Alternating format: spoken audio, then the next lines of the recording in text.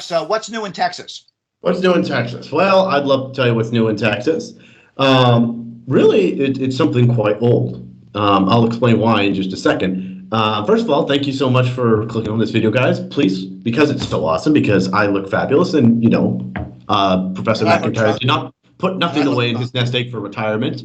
Make sure to share, and also make sure to click the links below for PayPal. And also, we'd really appreciate you becoming a monthly Patreon subscriber.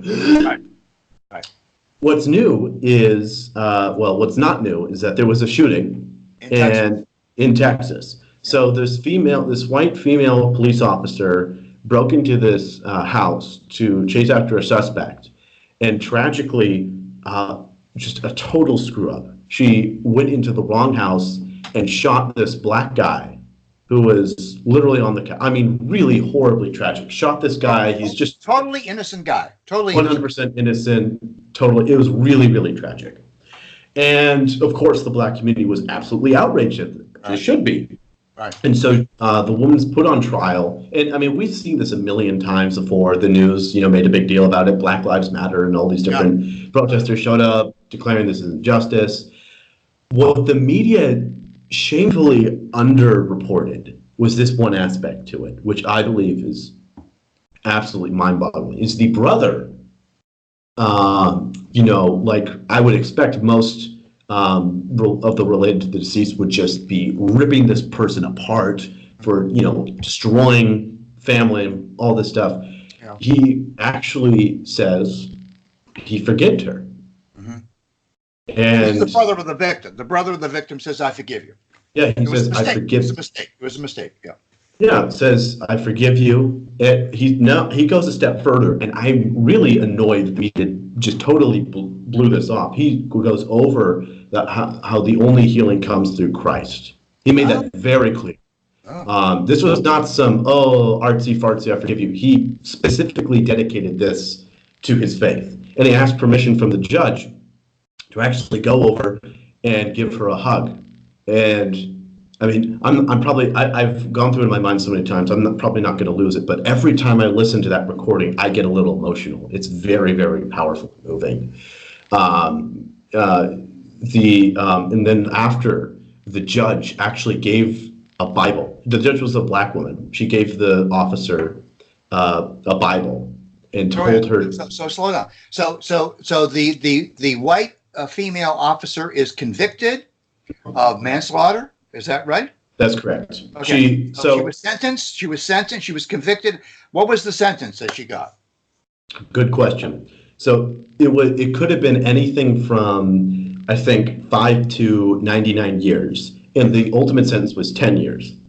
Okay. And the Black Lives... She'll be out in 5. She'll be out in 5. I have no idea, but the Black Lives Matter protesters were furious at this. They were enraged by this. Right. This is, should be way more. Right. And that's really what the media focused on, is how that wasn't fair. The sentencing judge was black, correct? Yes, a black woman, I believe. So they were outraged by this. But in spite of that, instead of grandstanding about how this isn't fair, it should have been more, you deserve the death penalty, which I could understand the brother would think things like that. Yeah. He offered forgiveness. And, and the judge also offered a Bible and told her to contemplate John 3:16, and and the judge gave her a hug as well. Wow. And, you would think like, wow, a story of forgiveness, that just never happens nowadays. Right. It never happens. You would think that. Right. So instead, people, celebrate the fact of forgiveness and healing. All these activists actually got mad at the brother. This one person, Bishop Talbot Swan, I think is his name, actually condemned the judge, the bailiff, who is also black, and the brother as being people who suffer from slavery, post-traumatic slavery syndrome. Oh, okay. But, and he basically made the argument that these people are still in their slavery mindset. They feel they have to forgive white people. And if they were liberated from being slaves, then they would demand the death penalty for this. I mean, it just doesn't see that really enrages me. That sickens me, my core, that these so-called, liberators and activists would try and sabotage healing.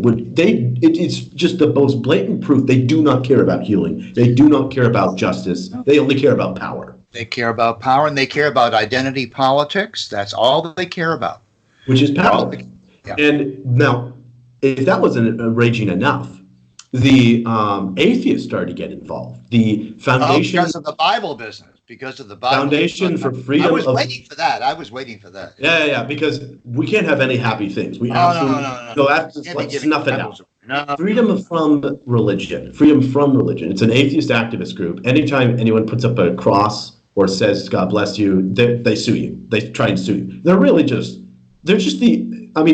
Other atheists probably hate these people. They really are just the most petty people you can imagine. Yeah, they're mean and small people. They're mean and small. They're trying. They're right now. I believe I'm not familiar with exactly what their legal action is, but I think they're trying to debar the judge for giving a Bible and saying "God bless you." Using her. Yeah, it's just so petty. That I think. But I think it also, at the same time, this is why earlier I was saying that this is an old thing, is that this is why forgiveness is so hard and so rare. It's because it seems like society doesn't understand how to forgive anymore. What do you think? Well, the culture war is upon us. It's the time we live in. It's the epoch we live in. It's not going to go away. And it's not going to go away because the cultural Marxists have captured the schools and they've captured the students' mind. I'm really surprised at this bishop, though, this Christian bishop, I know, who is lamenting the fact that the judge forgave the person, the brother of the victim forgave the person, and the white cop was sentenced for making a mistake, but she should pay for it. She should pay for that mistake. Right.